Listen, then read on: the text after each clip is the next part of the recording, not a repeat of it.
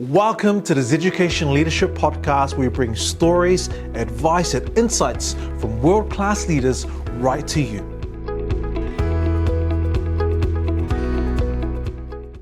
Welcome to the Education Leadership Podcast.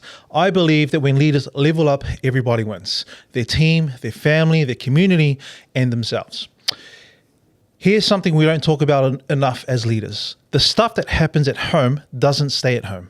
A custody fight, a separation, a family in crisis, it walks into work with you. It shows up in how you lead your team, how you talk to your kids, how you carry yourself in your community. And most leaders have no plan for it. We get trained on strategy, performance, and people management, but nobody trains us on how to stay steady when our personal world is on fire.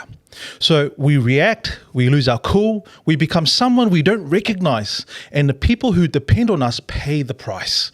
Today's episode is about closing that gap, about leading yourself first so you can keep leading everyone else. Our guest is Jim Smith, National Service Delivery Manager at Kids Needs Dads. He spends his days walking alongside fathers in crisis, and he studies the science of why people fall apart under pressure.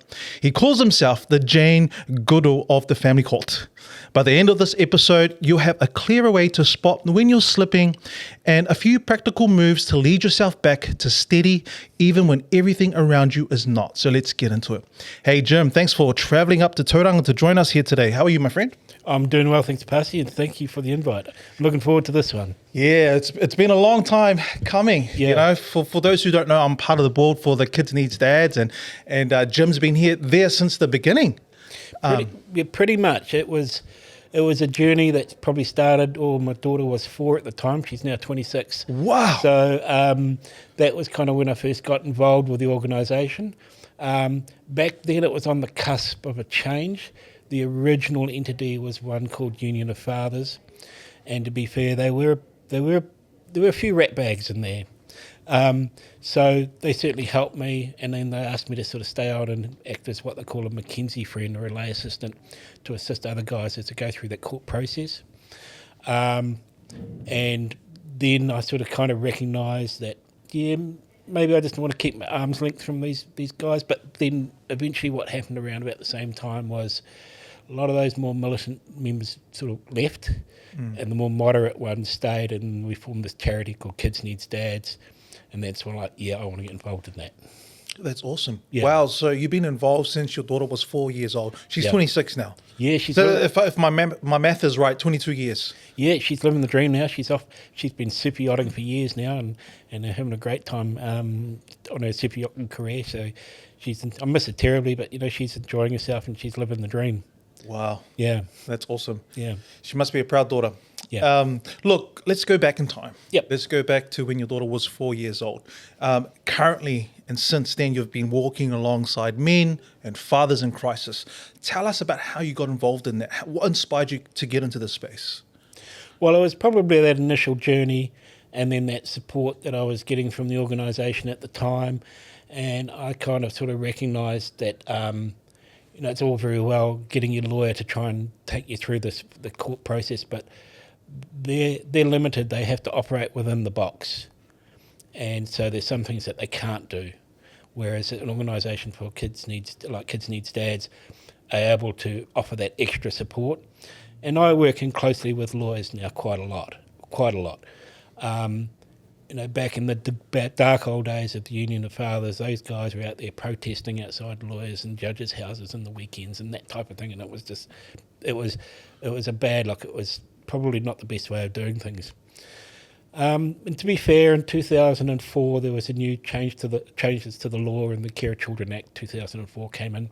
And to be fair, that did address a lot of the grievances.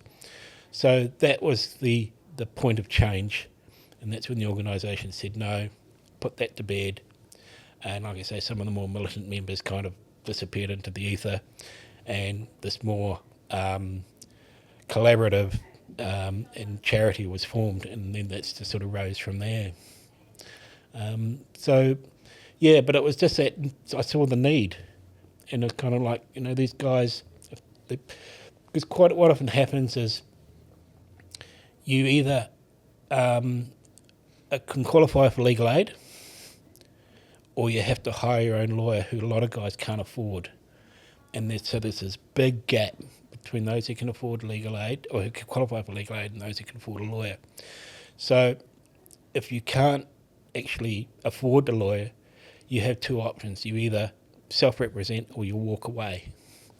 And it's really interesting because I've got some numbers not long ago from Official Information Act request, and over a period of 10 years from 2014 to 2024, self-representation has gone from 3.5% to 12.7%. And I can sort of see with the advent of AI, that's just going to keep increasing. So that places challenges on the courts. You're dealing with judges who are having to guide self-represented parties through the process, but can't actually give them legal advice. And to be fair, we can't give them legal advice, even though I'm sort of been admitted to the bar and sort of officer of the court. I don't have a practicing certificate, so I can't give legal advice. So I sort of said, well, we don't give legal advice, we coach. Right. And that's my little workaround. So that's kind of the big gap in services that was there, and I kind of said, well, this organisation is addressing that, and I kind of wanted to be on board. So what is the difference between, obviously I understand the whole laws and policies around that, the difference between coaching and giving legal advice? How do you navigate that space so that you're not stepping on any toes or doing anything legal? Well, I mean, obviously we can't give legal advice, and that's Lawyers and Conveyances Act. I won't go too far down that rabbit hole, but essentially it's a kind of like, well, I can't give you legal advice to tell you what to do, but one little trick is say, well, if I was in your shoes, this is what I would do.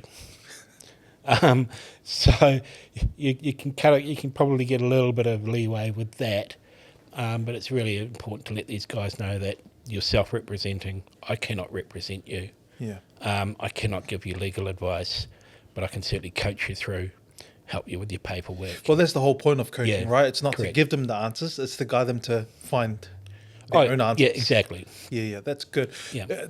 22 years is a long time to be in this space, and Yeah. you would have seen a lot of different things, right? Yes. Was mental health a thing back then, like what it is now? There's huge support for it, campaigns, programs. Like, what was it like back then? Well, I mean, probably somewhere in that 22 years is when the likes of John Kirwan or Sir John Kirwan came in, and he sort of raised the profile of men's mental health, and then it's just gone from strength to strength since then. So, that's far more recognised, but we're still catching up. We're still catching up. So, and I mean, going through a process like this really does affect even the most otherwise healthy person mentally. Once they go through this process, particularly the unknown, not knowing the time frames, not knowing the process, going through what can be, it's probably a little bit cheeky of me, but what I call it is administrative violence. So all of a sudden they've got all this court paperwork being dumped on them. They don't know what to do. They're getting served with temporary protection orders, basically going through the court process, and it can be quite overwhelming. And so what a lot of guys will generally quite often happen is they go, I can't deal with this, I've got to walk away, which is unfortunate because it does nothing for the children's relationship, because the court is very much focused on the best interests of the child, and in that view, the best interest of the child is for that child to have a relationship with both parents. And so I think it's really important too for the guys to realise that one of the things I say to them is, look, the bad news is this is going to take some time, but the good news is you've got some time. So get your expectations in check around the timeframes involved, and then decide what you're going to do to fill that vacuum. And that's all around the self-care, and we're big proponents of the self-care. This is your opportunity to do a little bit of work on yourself, make some decisions that you might have not otherwise been made. And that was probably one of the first lessons I learnt, was from the counsellor I saw at the time, and he said to me, Jim, he said, the one thing you've gained out of this is your freedom and your independence and your autonomy. He said, what are you going to do with it? I kind of went, oh, I hadn't thought of that. And so that was probably one of the best bits of advice I've received, and that's always the key piece of advice I hand over. That get your expectations in check, and decide what you're going to do in that short term. So self-care is something that you can get, pay a lot of dividends in a short period of time. It's something that's completely within your purview. So I'm a big fan. Go to the gym. I go to the gym sort of several times a week in the morning. Sets me up for the day. You get some camaraderie. It's not just your physical health. Once you can start lifting weights, it sort of seems to have a positive effect on your mental health as well. And so you can knock a lot off in a short period of time just by concentrating on your self-care. Yeah. Yeah. That's a good segue Yeah. into the 5-punch combo Yeah. that you mentioned Yeah. as well. So anyway, just to bring it back to our audience, there's a reason why we're talking about, because when people think about leadership, they only think about things at work. Yep. The workplace, leadership, the title, the team. Leadership starts at home. Yes. And so this is why it's important for us to have this conversation. Like people do bring what they carry at home into the workplace. Yes. They're the same person. So let's talk about the 5-punch combo. What is it for our audience, and what can we learn from that? Well, again, most guys going through this process are never dealing with just one issue. It's normally a combination. They're going through the separation process, so the relationship is going down the gurgler. So that's a big one. And then that's going to affect the relationship with your children, where you live. You might be dealing with protection orders, which is just another nightmare again. Relationship property matters. It's going to affect your relationships with friends and family, except you're going to lose some of those relationships. It's just a given. And so that's why I call it the 5-punch combo, because it's like 1, 2, 3, 4, 5, hit the deck and you're down. So it's a matter of sort of like, right, let's get you back up again because round 2's coming up. So that's the analogy I use. And then a lot of guys gel with it and go, yeah, that's what it feels like. Yeah. I like that. I mean, we watch boxing. We can kind of, for those who like David Tua, Yeah. But it's a nice way to. It doesn't water it down, but it helps put things into perspective. Yes. And yes. It's a very common, normal. Well, I wouldn't say normal, but a regular experience that these guys seem to go through, and that's where the coaching comes in. You're going, yeah, this is normal. This is the situation you're going in. You're nothing special, mate. A lot of guys go through this, but we know how to get out the other end. Yeah. I love that. There's so much lessons and analogies we can draw from boxing, the sport itself. Yeah. And I like that because it's like, get back up. It's a game. It's a win or lose. So give us some boxing tips then. What can men do? They get hit with this combo. They hit the deck. How do they keep going? Well, I guess probably the trick is to dodge the punches, and so that's probably the trick, because and sometimes you don't know which punch they're going to throw next, and so that's why the coaching comes in. He says, like for instance, someone might get served with a PSO, which is a police safety order, and they go, which means stay away for 5 to 10 days, and they come to me and I've just been served with PSO. Okay, yeah, the bad news is there's likely to be a temporary protection order coming up behind it. Be prepared. And this is what you do when it's going to, if should that happen.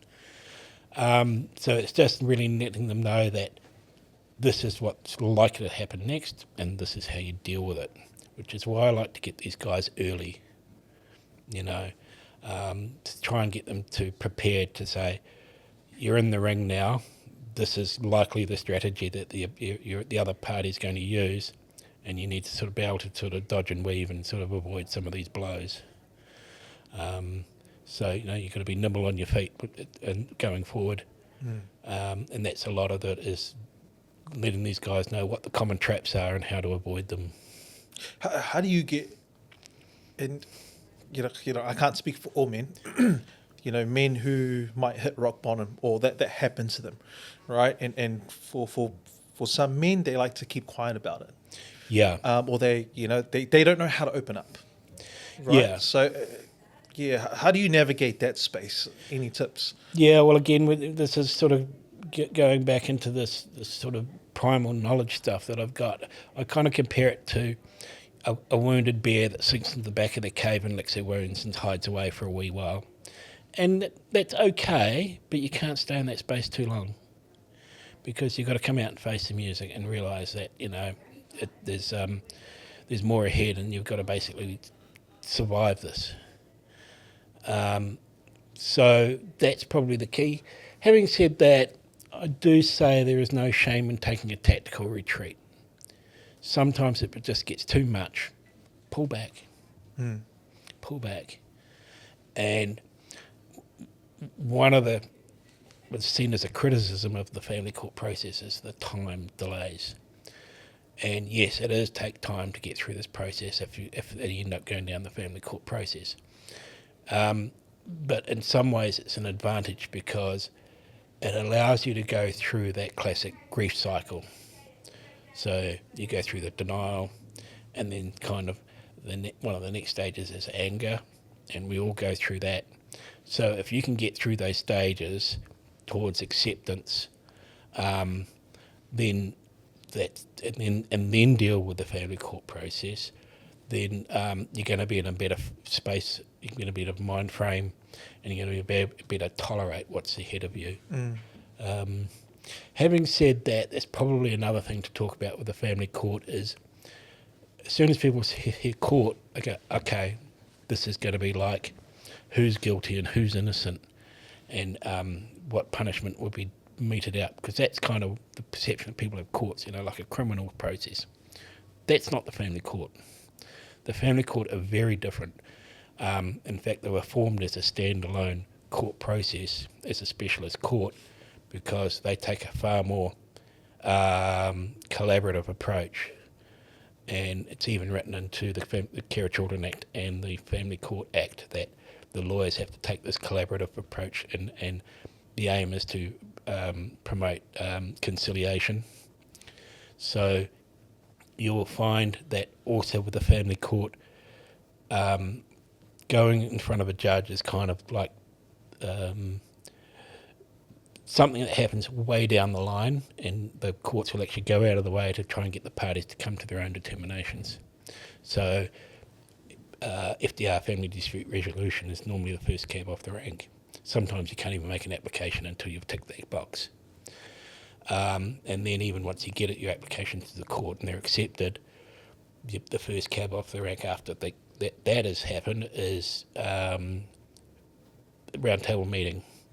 So the lawyers will all get in the room with the parties and try and thrash out a deal.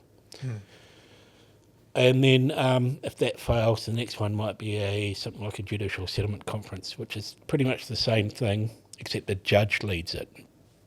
And they're really good, because the judge, and it's really funny to sort of see a judge in that judicial settlement environment compared to when he or she's actually in the courtroom, because when they're in the courtroom, it's like, it's business, and they're being your classic judge, quite stern and staunch, and basically telling everyone how it is.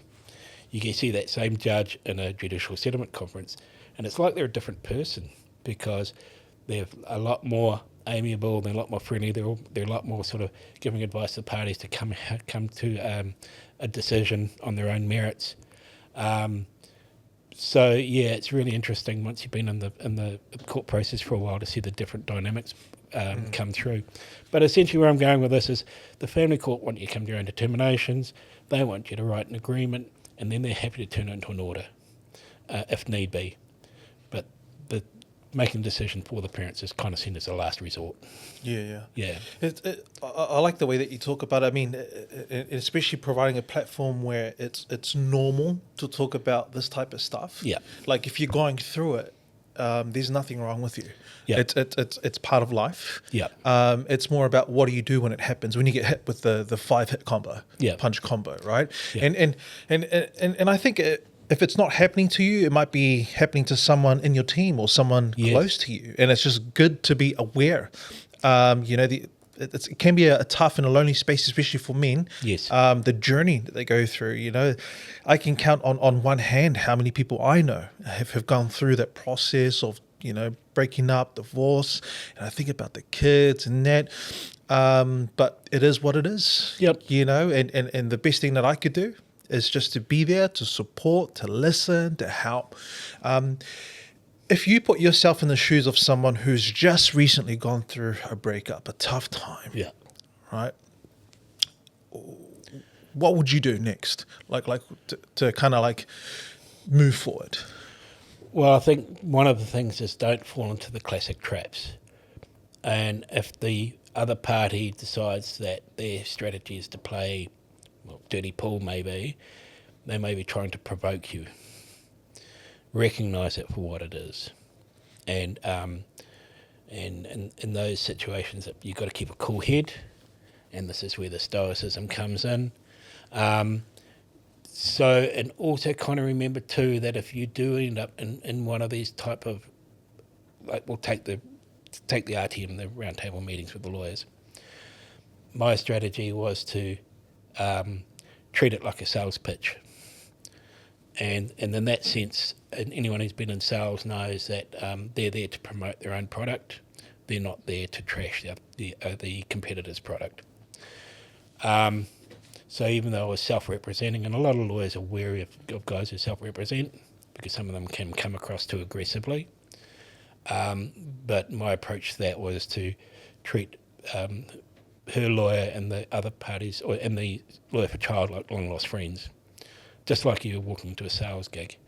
And you're there to promote yourself. I have this ability to parent my child. This is the qualities and the attributes that I bring. And whether or not the other party's trying to throw rocks at you, ignore it.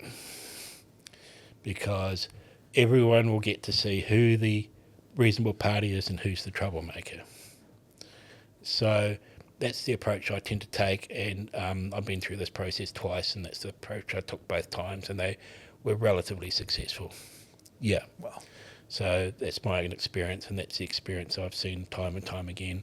Again, a lot of these guys seem to think they've got to go in there and be aggressive and attack and try and take down the other party. And sometimes it's subconscious. Oh yeah, and that's completely understandable if you don't understand the process. That's not the approach to take. Yeah. There's something about that I love, just in general, in terms of when pressure, stress hits, like sometimes it reveals the character. Yeah. And so that character is important because that's what humans just judge a book by its cover. Yep. So what they see, what they hear is what they believe. Yeah. Right. So I think that's really good advice.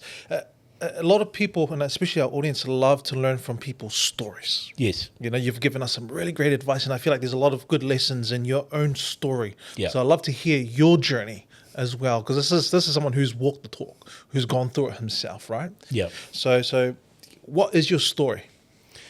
Well, as far as the family court process, again, I've been through this twice. I have a son as well. So I've got two kids, two different mums. So I found myself in the process twice, which is kind of like, okay, here we go. The second time, obviously, I was a lot more knowledgeable about how to approach it. Say, for instance, again, using that sales approach. In my case, my ex decided to get an out-of-town lawyer because she knew I knew all the local ones. And I think walking into that room, again, I said, oh, hello, this, and introduced myself and basically treated her like a long-lost friend. And so it not so much me and specifically, but I see it a lot generally that a narrative may have been formed about you, and it's probably not a very pleasant one. And your job is to put that narrative in doubt through your own conduct and the way you approach people and the way you present. So that's kind of the story that I tell, and that's the story I relay to others, is this is not a fight, this is not a scrap. Even though it may have started out like one, you're the one who gets to nip it in the bud. And I know that sounds a little bit counterintuitive to some people. But, I've been doing this a long time and I've seen that's the approach that gets results. So that's my take on it. Now my son, he's now 19 and he's off doing his own thing. He might be looking at doing the super yachting thing as well, which would be great. But they're both good kids. They're both really well. I've got a good relationship with both of them. And that's really what you want to do, because that's the other thing you've got to be mindful of is you've got to play the long game. Because at the end of the day, your kids grow up, they become adults. And you've got to project out that far into the future, so that what that kind of means is you're taking a strategical approach while the other party may be taking a tactical approach. And what I mean by that is the other party's probably going for the short ones up front. And if you take a strategical approach, that kind of means that you can take a couple of hits up front, but it doesn't really matter in the grand scheme of things. What can you give us an example of what you mean by that? Like, what is? Well, protection order. It's a classic. I see that all the time. So one method of putting the guy on the back foot is to have him serve with a protection order. So protection order is kind of unique because in most legal processes, there's a legal maxim called audi ultram partem, which basically means let the other side be heard. Without notice applications, that's done away with, at least temporarily. So the application's made, the judge is on an e-duty platform, some judge around the country will pick that up. They've got about 20 minutes to make a decision based what we call on the papers. So they've got the applicant's point of view or side of the story, but they don't have the other party's point of view or side of the story, and they've just got to make a decision on the spot. So to keep everyone safe, they make the order. And I call it a shoot first, ask questions later approach. And some guys get really angry about that, and I get it, that's fine. But you sort of said, well, you've got to put yourself in the judge's shoes. This is what's happened. And so this is how you deal with it. And so you've got 90 days to get your notice of defence, or at least intention to appear. And if you don't get it in 90 days, it becomes a final parenting order. So final protection order. And that's another animal again to deal with. That's a story for another day. You don't want to go there. But the stats on that are 60% of protection orders go final simply because the respondent doesn't respond to it. And then after 90 days, it goes final. It's both what they call through operation of law. Of the 40% that do respond to these temporary protection orders, only 11% of them go final. So it's definitely worth defending. You've also got to realise too that some people have other motivations for making those protection orders. Because quite often with a protection order, you'll get an occupation order and then also a furniture order. So the person who's the protected party gets to stay in the house and with all the furniture and everything that remains in the house. And whoever's the respondent who is subject to the order is out on the street. So I've seen a couple of times when the guy has decided no, he wants to stay in the property because the advice he'd got was don't be the one to leave the family home. And on the face of it, it's good advice. However, if they want you out, they'll get you out, and a protection order can be used as a tool to do that. So it's just trying to explain to these people, particularly when they're reading the affidavits and they're not happy with the affidavits, etc. And I kind of went, look, you're probably going to be, a hearing might be 8, 9, 10 months away. In the meantime, you've got to live with this, and this is how you deal with it. Yeah. So again, this is the vacuum. You've got a bit of a vacuum now. Go and fill it up, doing some really cool stuff. And you treat it like a little bit of a break, because we'll get you through this. I feel like I'm at university in a law class. Yeah, I'm talking to a lawyer here, and which is pretty cool. But I want to come back and just touch on what you said earlier around helping these men play the long game. And it's like having that vision and projecting into the future and thinking about like your children. One day they're going to be adults. Yeah. What kind of adults do we want them to become? What kind of, we want to nurture. So thinking about that, and sometimes it does require some short-term sacrifices. Yes. no pain, no gain. Yeah. I guess mentality. But it's playing that long game, and I love that. Yeah. Yeah. Yeah, well, that's also why you've basically got to make sure your conduct's in check around your children. Yeah. Because your children are learning from you. Yeah, and I like the way you have this, the way that you're talking, the ability to step in and step out and look at yourself, right? Yeah. Like I call it the zoom in and zoom out. Yep. Effect. You Yep. know, like especially as leaders, there's a time where you zoom in and you focus on the task, getting the job done, and there's a time where you have to zoom out and look at the strategy, the big picture, the Yep. vision, right? So the ability to zoom in and zoom out, or step in and step back and look at the situation. Yeah. Do you have any advice for men to be able to make that transition? Because I know I've been trapped in it many times myself. When I'm angry, I'm in. I'm Yeah. I'm the guy, and it's hard to step back and just look at the situation and be like, "Pussy, you're overreacting. Let's think about this a little bit." Is there any tips or advice that you give to men and fathers out there how to do that? Well, again, I guess it comes back to just making sure they've got their expectations in check, particularly around the timeframes. And they sort of say, and this is where the coaching comes in. And yeah, there is a time to step forward, and then there is a time to take a rest. The general process through the family court is not linear. It's not one straight line starting from point A to point B. It is very much you flatline for quite a while, and you feel like you're making no progress, and then you get to a certain point where you get a little bit of traction, and then boom, you're away, and all of a sudden things start happening, and you find yourself, your head's above water, the sun's shining again, you're getting some results, but it can take quite a while to get there. And that's why I always say it's really important to sort of say you've got the space in between, make the most of it. And for me, I was kind of in that position where, when I first got my printing apprenticeship back in those days, it was an elite trade, and it was a great trade to have. And I was waving on my, when I was about 18 or 19, waving on my friends, they're going off to university, and I was going, "Oh, suckers." And then 30 years later, I find that the printing industry's gone, and I'm going to university. So they got the last laugh, which is fine.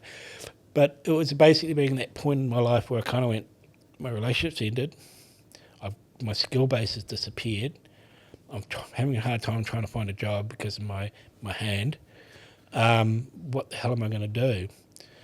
And, again, a friend of mine taught me about the push-pull principle. He says, if you find yourself in a stage of life where it feels like you're being pushed away from your position you're in, and then doors are opening in front of you to go into a different direction, you kind of got to listen to that. So as soon as I sort of started making inquiries about doing my degree, it just all opened up for me, and I kind of went, well, I've just got to go with this. Doing my, even though I left it till 50, doing that law degree was the best decision I've ever made. Easy. It's just been gone from strength to strength. Because again, as per normal, there's a particular narrative that's created out there about you and why the relationship ended. And, normally there's, may not be particularly accurate, but one way of dispelling that narrative is to thrive. I love it. Yeah. And once you start thriving, everyone sort of says, oh, okay, maybe there's a different story here. Yeah. Yeah. That's a beautiful story. Yeah. You decided to go and study at university, a law degree at the age of 50. Yep. After working in the printing industry for Yep. years. And if I'm not mistaken, you were the first one in your family? Yeah. The siblings? Yeah, so I'm from a big family of 5. We were brought up on a dairy farm. It was the culture of the family that if you got a trade, you were doing well. And university wasn't really something that was on anyone's radar. Just taking that decision turned a few heads, I can tell you that. I got a little bit of criticism about it, but, it is what it is. But again, I was just in that space. Like, well, what skills do I have? And I went, well, I've got this bit of knowledge over here about how the family court. Let's see what I can do with that. Mm. And that's kind of what led me down the path to going to uni. Yeah, I think there's a recipe there Yeah. You know, you talked about, your time in your life going, relationship and losing your job. There was a lot going on. Yeah. And then you it's like, maybe I'm going to go to university and study. Yeah. And something about the push, but also like just working on yourself, just growing. Yep. Like you said, Yep. the best way to counter all that stuff is to thrive. Yeah. And I love that. And it's all about personal growth. Like just focus on growing yourself. Yeah, and that was kind of the thing too, is because when I went to university, sure, I went there to study law, but part of the requirements, you have to do non-law papers. And I went, I'm not really interested. What am I going to do? And I just want to tick a few boxes, So one of them was the anthropology paper. And it kind of went, wow, there's something in this. And it answered a lot of questions I had because I was still confused about why my relationships weren't working out. And once I got into the anthropology space and worked out how people tick, that's what sent me down the evolutionary psychology rabbit hole. And it was just kind of like answer after answer after answer. It was kind of like drinking from a fire hose because it was just all coming at me. I went, oh yeah, I get it now. So university was a great eye opener in that respect. And like I say, I apply a lot of that Evo Psych to my work as much as I do the law, because once you know how people tick and humanity tick and what their underlying motivations are, because one thing I drew from that is a lot of our decision making is made way back here in our primate brain. Most of our decision making is made back there, and then we then have to face with having to justify them with our forebrain or conscious brain. And so some of the justifications people come up with for making those decisions can be quite colourful. But you kind of realise, well, that's just the frame they put around the decision, even though the decision was made way back in their subconscious. Yeah. I want to go further on this. I like that you've gone down this route in terms of the science. What I love about this podcast is we get different people who provide a different lens to leadership. Yeah. And I love that you've talked about, you mentioned like when you go to a court, you're the Jane Goodall. Yeah. Right? Tell us about that. Well, I mean, particularly when some of the high conflict ones, it's kind of, I sort of say that all I can see are hairless chimpanzees throwing poo at each other because that's what aggrieved chimpanzees do. And when you say the Jane Goodall, are we thinking about the Tarzan? That lady? Yeah. So basically studied, chimpanzees and ape trips for years and years. So she got this really good idea of how apes operate. And sometimes, particularly when we're in crisis, we do revert back to our factory settings, and we do operate in that space. And so my advice to anyone, if they're dealing with someone who's in monkey mode, as I call it, you've got to operate at a high level.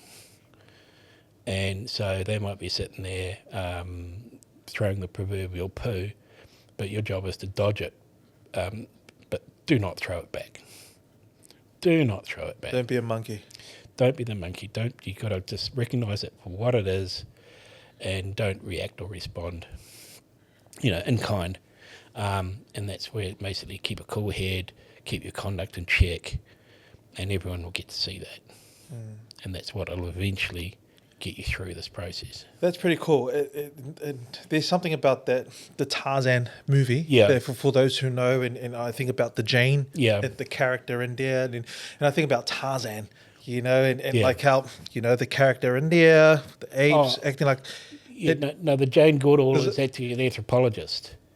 So the Jane Goodall, she's actually a little bit like a David Attenborough type person. So she's the one who sort of studies the science behind. So this is not the Jane and the Tarzan. No. That's right. No, but I'm showing my age here probably. But no, I'm showing mine. But if I'm allowed to, if there's anything we can draw from that, I actually like the Tarzan, because a lot of people probably see the movie Tarzan, and they know the girl Jane in there who and her family went there, and for their reasons also studied. Good point. The apes and monkeys there, and I think about the Tarzan. And sometimes we act like Tarzan, We get a little bit aggressive. Yeah. Act like monkeys. But it's not until, he discovered where he truly came from and opportunity, one thing led to another. He became educated. Yeah. And it was then he was able to do more Yeah. because he became more. Yeah. Right. And I look, different Janes. Yeah. But I think, Yep. but I think it was a cool, I think there's something there that a lot of people could probably. Yeah, I never actually thought about from the Tarzan and Jane aspect, but yeah, I can see where you're coming from. It makes a lot of sense because she wasn't amongst it. Yeah. So, and so was he. And so they were both learning from, both probably learning a lot about themselves because we all carry that primate hardwiring. So yeah. Yeah. So let's say, I don't want to be that leader that walks into the workplace and look at everyone like monkeys. No. It's like, hey, monkey, probably end up in the court for that. But I guess like if we go into the workplace now, Yeah. because we've spent a lot of time in the personal world, which is very important. If we go into the professional context environment, how can that perspective help us as leaders?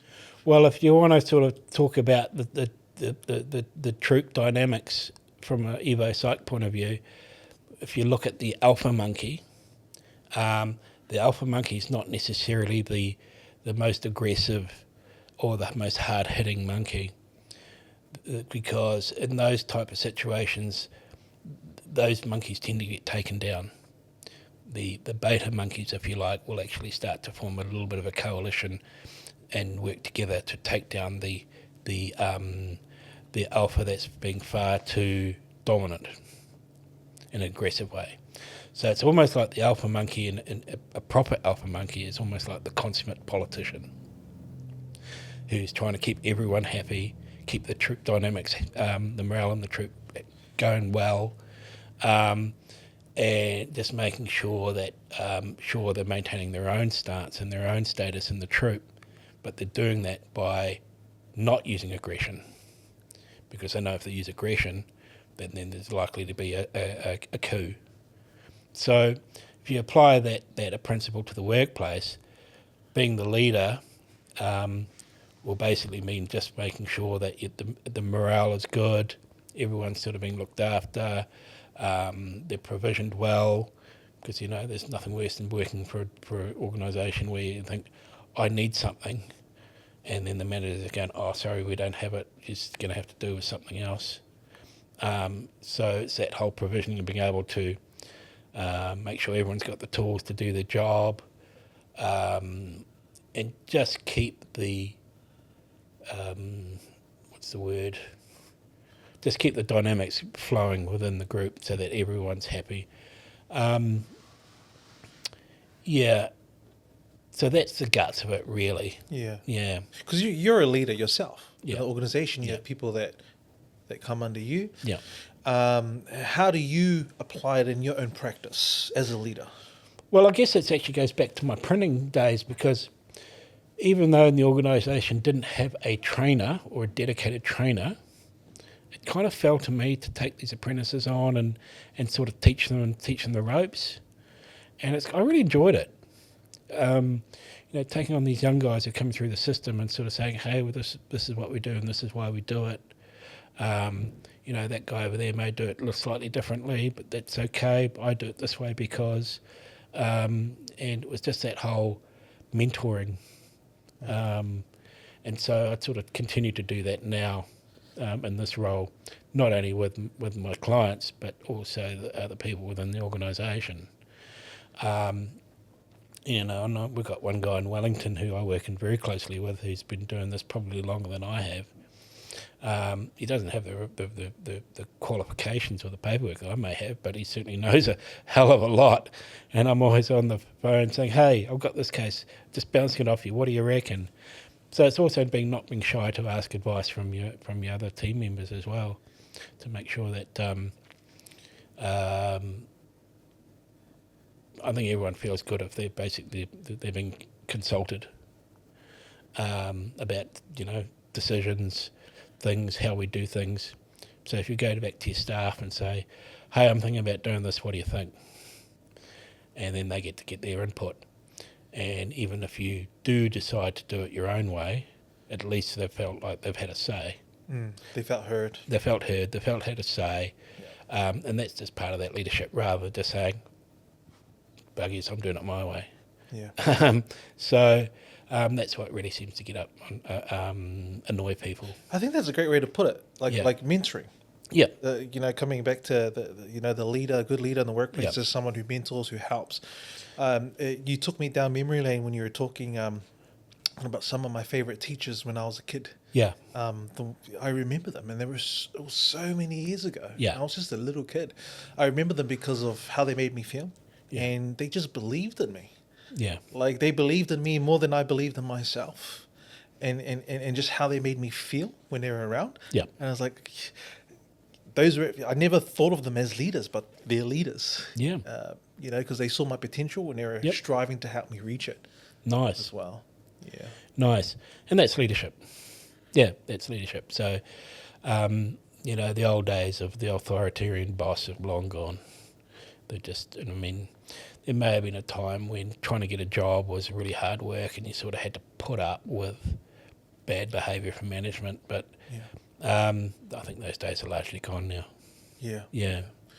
Look, as we're drawing towards the end of this episode, there's been so much, conversation around like in the workplace and also at home. Yes. Leadership. You're the same person. There's a lot of conflict between I've got to leave, I've got to pretend, put on a mask, hide, sweep under the carpet. Where it's like no, like you've got to face those things. You got to deal with it because they do carry with you wherever you go. And it rubs off on people, whether it's your kids, people in the workplace. So it's important that we sort it out. I want to finish off around the Stoicism, and you believe that is a person's superpower. What do you mean by that? Well, Stoicism's got a bit of a bad rap over the last few years. One of the criticisms about Stoicism is, no, you shouldn't be suppressing your emotions. And I get that. But I don't think Stoicism is about suppressing your emotions. I think it's about mastering them. Because if you're in a situation, and the family court process is a classic one, where you're under attack for whatever reason, there's definitely a time and a place for Stoicism. Because, everyone has different conflict or combat styles, and we'll probably do another podcast on that alone. But Stoicism is about, again, presenting well, that good conduct, and if you're up against someone who's deliberately trying to poke the bear to get a rise or a reaction or an angry response out of you, that's where Stoicism is your superpower. Because once they know that they, the analogy I use is you've got a puppet and a puppeteer. So they're the puppeteer and they're trying to make you dance to their tune. Stoicism just cuts straight through those puppet strings, and they've just got nothing. So that's why I say it's a superpower, because a lot of the time if you're under attack and you can be the rock steady, then that's where the real power is. So that's why I'm a big fan of Stoicism. So if any of you don't know about Stoicism, go and do your homework. It's so much material out there on it. Something I'm definitely gonna learn about more as well. But I love that Stoicism and just cutting the strings. And I think there's something about if you can master your emotions, you can control how you respond, no matter what's happening to you or around you, no matter how people treat you. You're in control. You're in control with how you respond. There's just some superpower behind that. Absolutely. How do you where does it come from, and then how do you make it stronger? Well, I think it is probably quite a masculine trait. And again, because it's kind of been suppressed over the years, not many people know about it. So I think it's really up to us to go out there and self-learn about it, and this can be part of the self-care journey, to sort of realise that, because everything is about power and control, and sometimes it's used as a derogatory term, but we practice it every day. So if you're got in a position where someone is trying to assert power, control, or influence over you, and it's in a negative way, then this is how you counter it. And that's simply because by going, yeah, okay, I get you're angry with me or whatever, but I'm not going to respond to that. And, you know, it comes back to different people's different combat styles as well. Because I also sometimes think that men and women have different combat styles, and that's obviously the dynamic you're dealing with in the family court. And I shouldn't really say men and women, I should say the masculine and the feminine. But so, like for men, our combat style is probably to punch each other in the head and move on. Where women's combat style can be a lot more, it's a very different, it can be a lot more drawn out. A lot more character assassination, reputation destruction, that type of thing. So what I tell to my guys, I explain to them, this is the different combat styles that are out there. So if she wants to combat with you, she's obviously not going to take it on your terms. So she'll try and drag you into her arena, where she can have a crack at you on her home ground, on using her rules. So for a guy, the only way you're going to win that game is don't play. And that's where the Stoicism comes in. Recognise that someone's itching for a fight, you just don't give it to them. It's easy. Yeah. I love that. It's almost like, you know, we all know how to breathe. But there's different breathing techniques out there. Yeah. And you know, the way you're going to know about it, if you go and learn it, get some guys. There's different breathing techniques when you're lifting weights and when you're running and when you need to de-stress, you know. We all know how to breathe. But, you know, coming back to Stoicism, for us it comes natural.